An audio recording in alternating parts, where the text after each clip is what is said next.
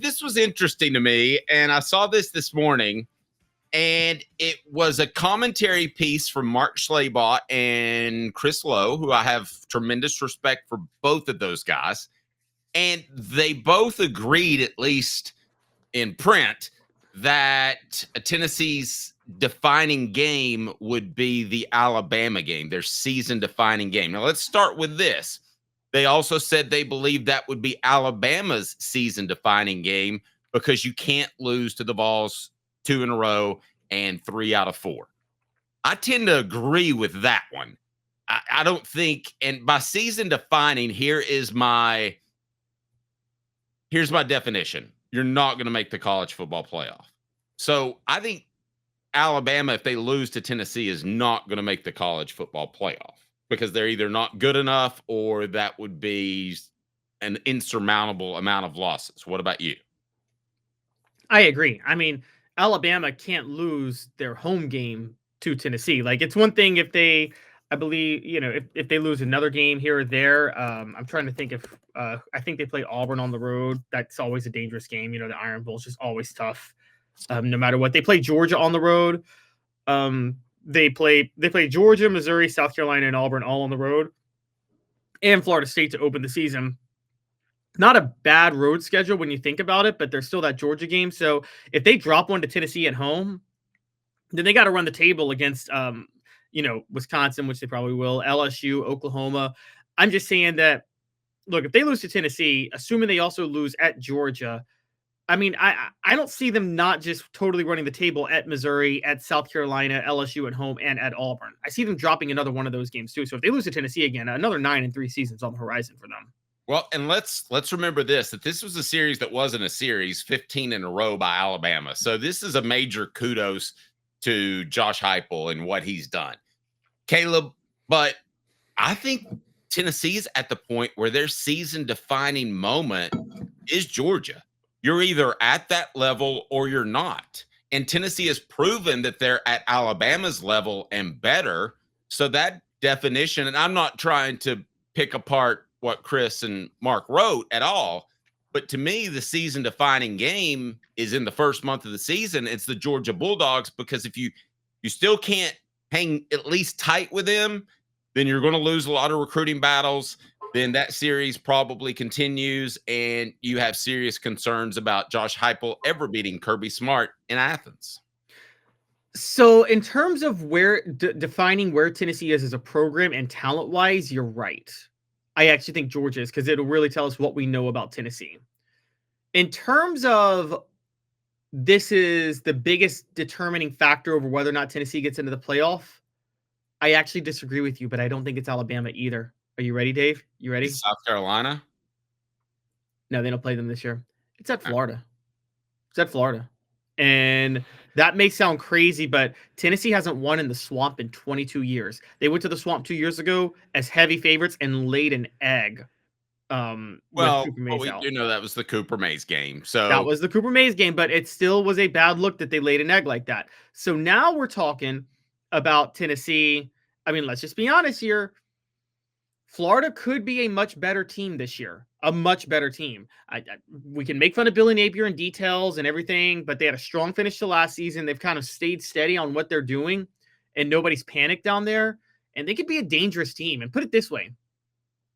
If Tennessee beats Florida, then they're almost certainly going to be no worse than 10-2, which, as I already said, doesn't guarantee them a playoff spot. But I think you and I can both agree that if you're 10-2, you're likely to get a playoff spot, right? No, I would agree with that. And give us our poll question, because I want to change it up fairly quickly. Where do we stand on that? What's our poll question right now? Vol season defining game this year, Alabama or Georgia? Okay, Caleb says it's Alabama. Actually, Caleb says it's Florida. I say it's Georgia. I think we're going to know in the first month. There's going to be no excuses about injuries, and Georgia has more depth late in the season. We've heard that excuse before. We've heard a lot of excuses. But if Tennessee doesn't at least hang tight with Georgia, then I don't think they're going to win a national championship anytime soon. Today's tough question brought to you by Banks & Jones. And then you, Caleb.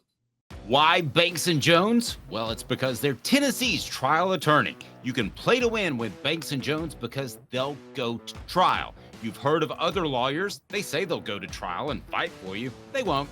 They just want to settle. That's the easiest way out. Well, that's not Banks & Jones, led by T. Scott Jones. They won't settle. They'll go to trial for you. Tennessee's trial attorney. They play to win. Truly, Tennessee's trial attorney when it comes to criminal defense or personal injury. Why settle? It's Banks & Jones. T. Scott. Caleb, you were going to say, sir? I think how about this as a split the baby?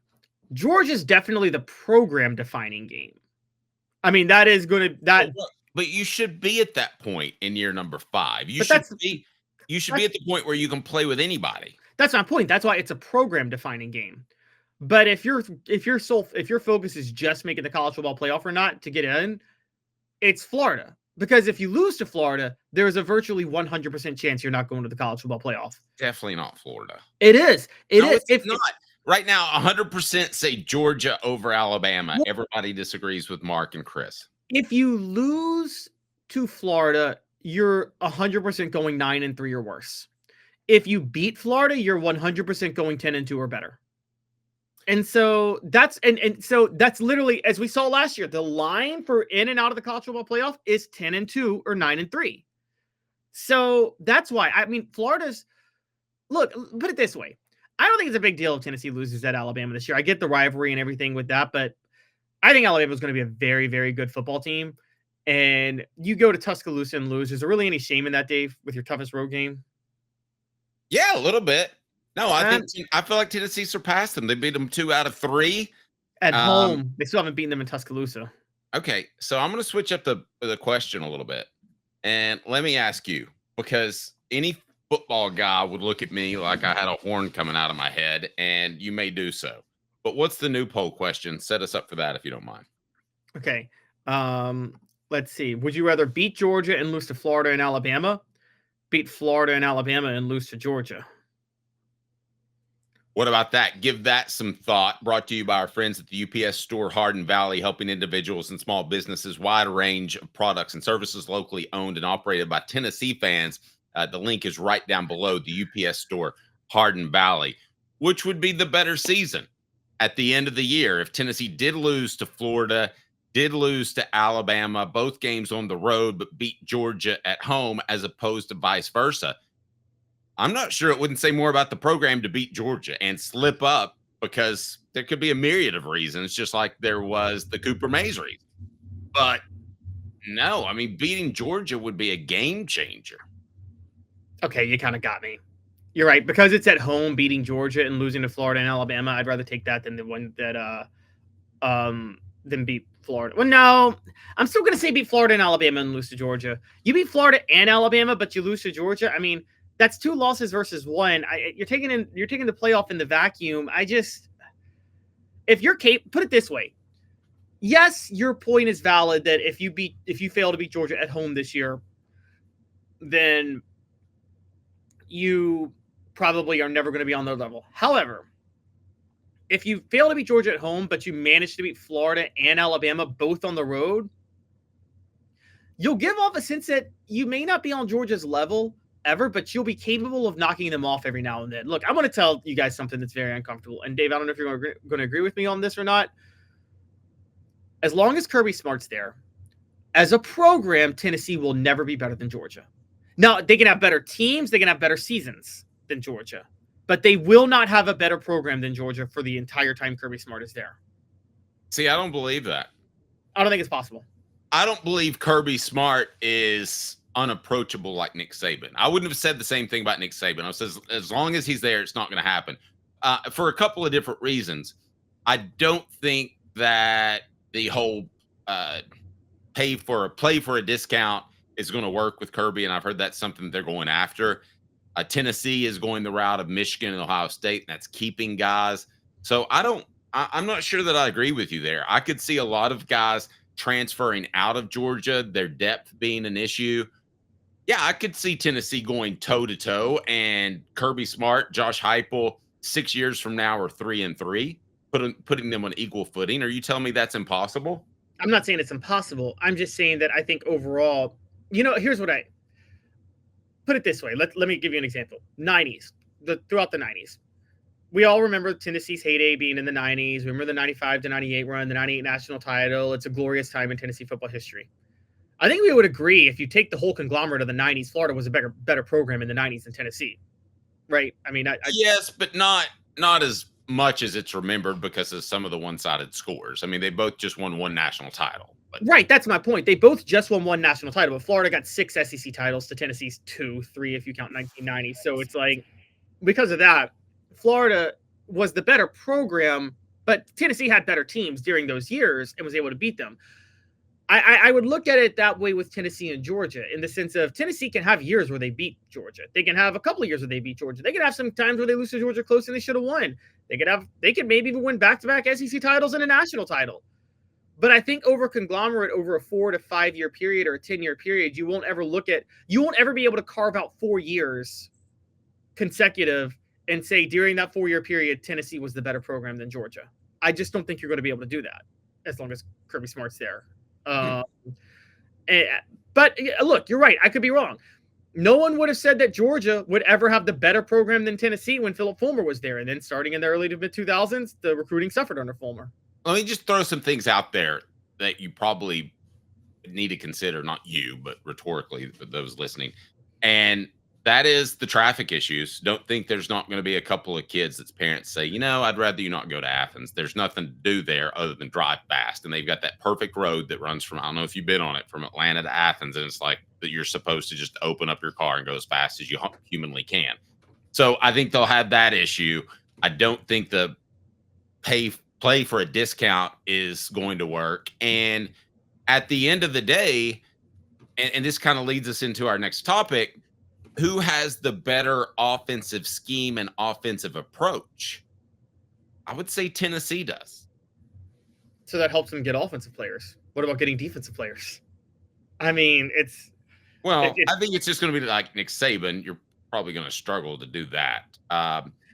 Someone's bringing it up, and I mean, something like Adam, you bring up that Tennessee may have a more marketable program if they just need to win. I understand that.